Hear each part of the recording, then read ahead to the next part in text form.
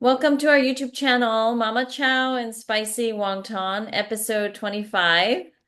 Don't forget to like and subscribe. And today we are going back in time to Zhou Shanpei, my great-grandfather, Mama Chow's grandfather, that era of time, and just talking about all the famous people he knew and the famous people that reached out to him for advice. And we're going to start with one of the more unusual, interesting characters, I think, which is well-known gangsters or Al Capone of Shanghai at the time.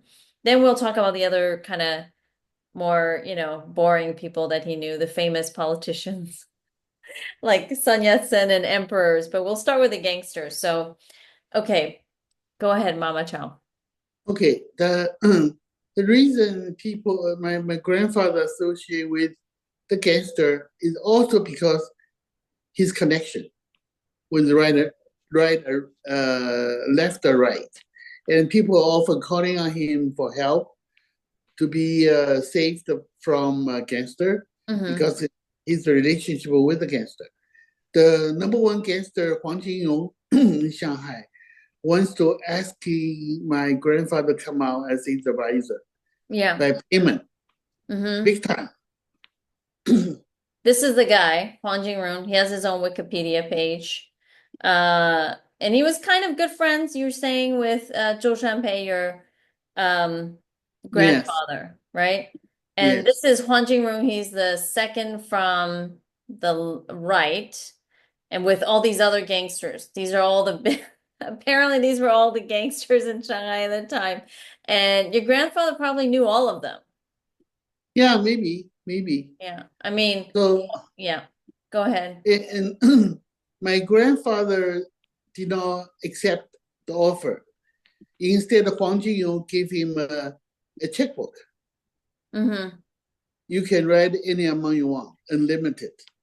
But my grandfather kept the checkbook in his uh, huge metal Cabinet, cabinet. chest. Yeah. Cabinet. It was locked inside. Did not even touch it.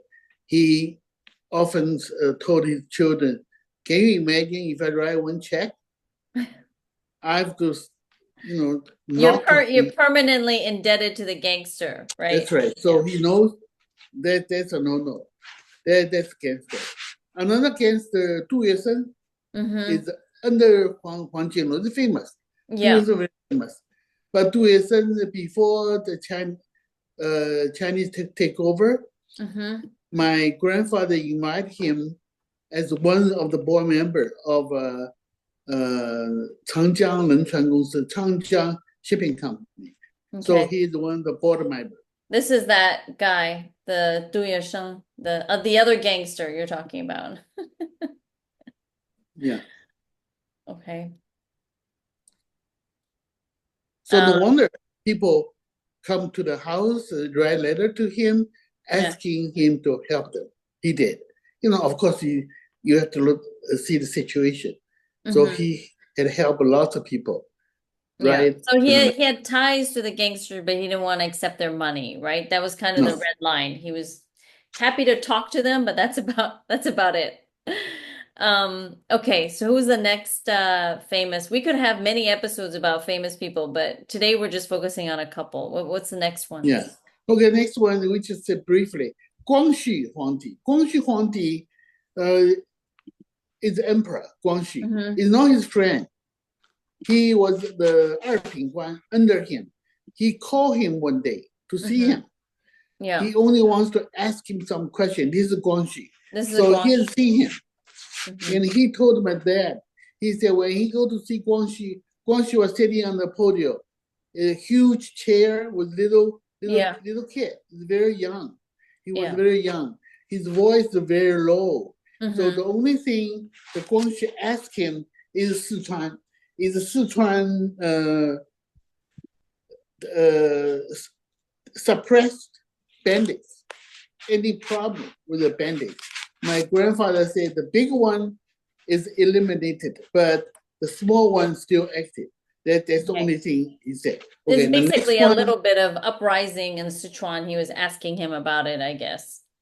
Yeah. He was a very young emperor, like you said. He died when he was 34, so he was very young. He was the second last emperor. But Yeah. your grandfather also knew the last emperor, right? Okay, talking about second last. Yeah. My aunt remember his wife, Yes. 隆裕皇后, Empress 隆裕, Yeah. sent to Chao family present, 文房四宝. 文房四宝 is like a four treasure of study. You know, the 毛笔, Mm-hmm. the paper, the Yeah. those stuff. So what she sent is The Empress Long Yu. Yeah. Empress 隆裕. Yeah, she sent mirrors, comb, Mm-hmm. uh, clothes, silk material, and some dumpling, sweet dumpling. So my aunt said they tried to cook the dumpling, but Uh-huh. never got to go through. It's too big. Okay, this is about Long Yu. The So she's next not a one, very good cook, I guess. I don't know. But I guess it's the thought that counts. So she was trying to send this stuff, I guess, this Yeah, Hongyuan, yeah. Um, but so the, why did she send it to your family? just to show, just show the friendly. But I think wasn't this related to Puyi? She sent it because your grandfather was there with him. Okay, Puyi was the last emperor. Yeah, After she, literally the absolute last emperor. yeah, Yeah. there's a movie about the last emperor. The Puyi was a kid when when he become the emperor. He is still very young. Yeah. Yeah, this is a famous movie, Mama Chow, you're talking about 1987. Bertolucci won Best Director, Best Picture, and he was a kid. He was an emperor officially when he was like 3 years old or something, but obviously he couldn't rule. He was too young then. But this Yeah. is the guy, Puyi, who reached out to your grandfather, right? Yes. For Yes. help or support. After Qing Dynasty finished, Puyi moved to Dalian. He was trying to establish another dynasty. By then, Japanese government was his supporter, wants to Mhm. support him. So my grandfather with They are Japan occupied Manchuria at that time. yeah, Yeah. yes. So my grandfather moved to Dalian with some of the minister of Qing Dynasty, the lay minister. They all moved to Dalian. Hmm. Puyi tried to convince my grandfather as his right hand man to help him. But until my grandfather found out the Japanese is on his back, he firmly refused. I think the reason Puyi wants him to come out is Hmm. connection between my grandfather and Japan. Yeah, because he had ties to Japan. We talked about it Japan in earlier episodes. before. Yeah, he knew the emperor's brother and he spent a lot of time in Japan. He brought a lot of those modern ideas to Sichuan.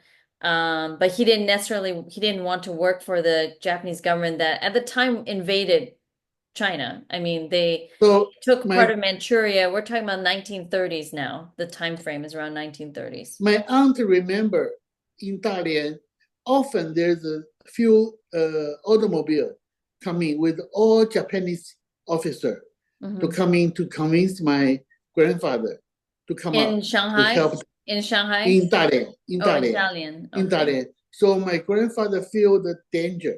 So they Yeah. move right away from Dalian to Tianjin first, just to Okay. avoid that. Then to Shanghai. There's Okay. about They were trying to escape the Japanese, but I yeah, guess this is before he got thrown into prison, right? And where he had to ask for help yeah. from the emperor's brother. This is This is before. Shanghai. That's in Shanghai, That's so in that's Shanghai. before. Yeah, okay. Yeah, that's before that. Okay. So he Okay. had some foreshadow. He's like, "Oh, I better get out of here." Then he got caught by the Japanese. Yeah. Okay, so what's the next famous? There are many. We're just covering a few today. Zhou Yeah. Shan, Okay. Zheng Yesen. Yeah. He's the father Very, of Taiwan, technically, I yeah, guess. he is the father, the founder of a Chinese Nationalist Party, Kuomintang. Kuomintang Party, yeah. Yeah, he's a very nice guy. And Sun Yat-sen was a physician. He was Mhm. a Western physician. He got his degree from Hong Kong Medical School. Yeah.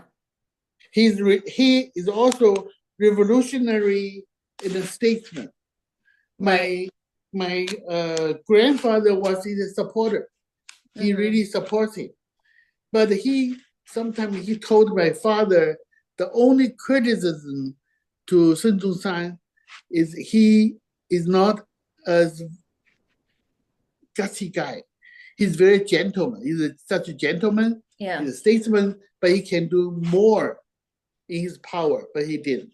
That's Hmm. one of my grandfather said. Maybe he's wrong, he's right. Who knows, I don't, right? yeah, I don't know. Yeah. So their friend.